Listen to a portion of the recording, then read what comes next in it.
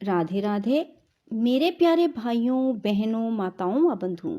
आज रवि प्रदोष के दिन मैं आपके लिए लाई हूँ रवि प्रदोष की कथा और पूरन पूजा विधि। बंधुओं, जिसे सुनने मात्र से भगवान शिव और माँ पार्वती की कृपा बरसने लगती है। बंधुओं, यदि आपने हमारे चैनल को अब तक सब्सक्राइब नहीं किया तो जरूर करें और बेल आइकन दबाना ना भूलें, ताकि आपको हमारी आने वाली सभी वीडियोस की जानकारी सबसे पहले हो सके।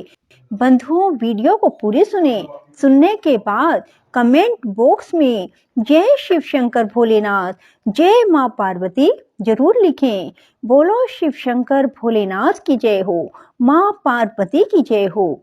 यदि प्रदोष व्रत सोमवार को आए तो सोम प्रदोष व्रत कहलाता है, रविवार को आए तो रवि प्रदोष व्रत कहलाता है, और यदि प्रदोष व्रत शनिवार को आए तो शनि प्रदोष व्रत कहलाता है। इसी तरह जिस वार को प्रदोष हो वही प्रदोष व्रत कहलाता। आपको मैं एक बात और बताना चाहती हूँ कि जो भी अविवाहित लड़के या लड़की प्रदोष व्रत करते हैं तो मैं दावे से कहती हूँ कि 5 प्रदोष व्रत करते करते ही उनकी शादी हो जाती है। दोस्तों, यदि प्रदोष व्रत करने से आपकी शादी पक्की हो जाती है तो शादी से पहले माँ पार्वती को चुनरी और श्रृंगार का सामान जरूर चढ़ाएं। प्रदोष व्रत कैसे करें? प्रदोष व्रत वाले दिन सुबह जल्दी उठें, स्नान करें और स्नान करने के बाद मन में संकल्प लें कि हे शिव भगवान, मैं आपके लिए प्रदोष व्रत कर रहा हूँ या कर रही हूँ। मेरी ये इच्छा है, इसे जरूर पूरी करें और व्रत को पूर्ण विश्वास और श्रद्धा से करें। और दोस्तों, पूरा दिन शिव जी का प्रिय मंत्र ओम नमः शिवाय का जाप मन ही मन करते रहें। इस व्रत को नमक रहित भोजन खाकर ही करें, अर्थात शिव प्रदोष व्रत को बिना नमक खाए ही करें। शाम को प्रदोष काल में पुनः स्नान करें और ये प्रदोष काल सूर्य छिपने का समय माना जाता है। 6 बजे से शाम को 7:30 बजे का समय उत्तम माना जाता है। दोस्तों, स्नान के बाद शिव मंदिर में जाएं, वहां भगवान शिव के सामने आसन बिछा कर बैठें और फिर भगवान शिव का ध्यान करें और भगवान शिव की षोडश उपचार पूजा करें। सबसे पहले गंगा जल मिला हुआ जल भगवान शिव को चढ़ाएं और फिर गाय का दूध चढ़ाएं। इसके बाद थोड़ी सी दूर्वा भगवान शिव को चढ़ाएं, फिर फूल, बेलपत्र, आक, धतूरा, भांग, फल और फिर खीर। वहां बैठकर भगवान शिव को ये सब चीजें चढ़ाएं और फिर भगवान को कुछ ना कुछ दक्षिणा भी अर्पित करें। इसके बाद कथा सुने और फिर भगवान शिव की कपूर से आरती उतारें। आरती उतारने के बाद भगवान शिव को आरती देते हुए कहें, कपूर गौरम करुणावतारम संसार सारम भुजगेंद्रहारम सदा बसंतम हृदयारविंदे भवम भवानी सरितम नमामि। फिर हाथ में जल लेकर भगवान से प्रार्थना करें कि हे भोलेनाथ, आपकी जो पूजा अर्चना की सब आपके अर्पण। मुझसे जो भी भूल हुई उसके लिए मैं क्षमा याचना करती हूँ या करता हूँ। फिर घर आकर खीर का प्रसाद जो हमने भगवान शिव को चढ़ाया था उसमें से कुछ बचा कर लाए हैं, उसे भोजन के साथ ग्रहण करें। ऐसा करने से आपकी भोलेनाथ हर इच्छा पूरी करेंगे। रविवार के प्रदोष व्रत से आरोग्यता की प्राप्ति होती है।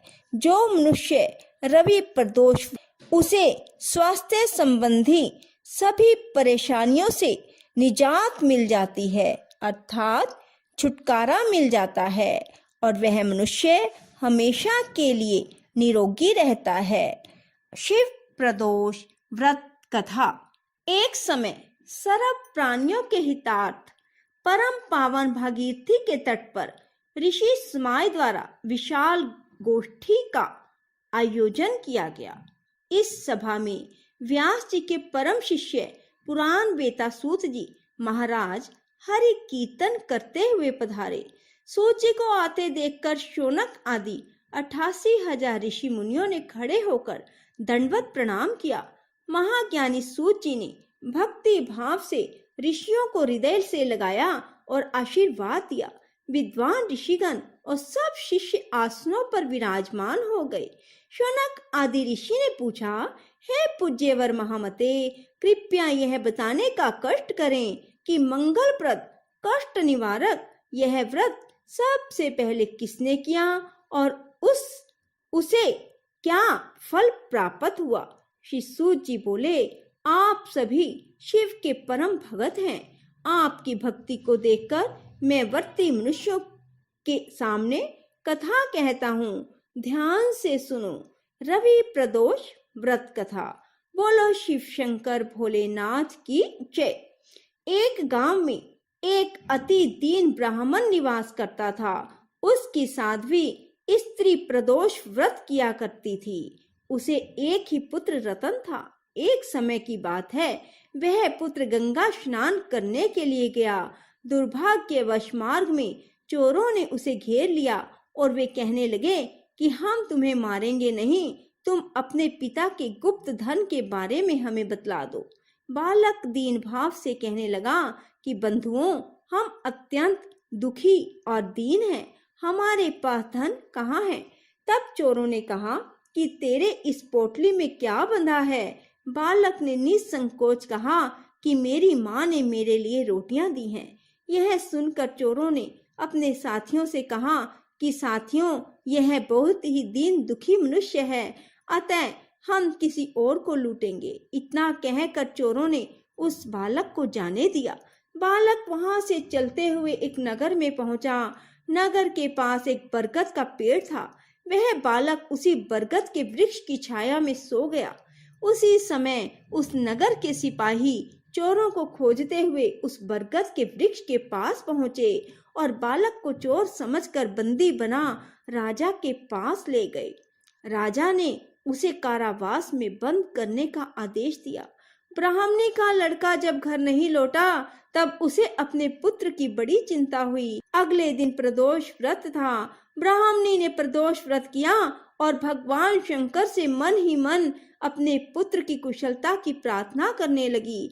भगवान शंकर ने उस ब्राह्मणी की प्रार्थना स्वीकार कर ली। उसी रात भगवान शंकर ने उस राजा को स्वप्न में आदेश दिया कि वह बालक चोर नहीं है, उसे प्रातः काल छोड़ दे, अन्यथा उसका सारा राज्य वैभव नष्ट हो जाएगा।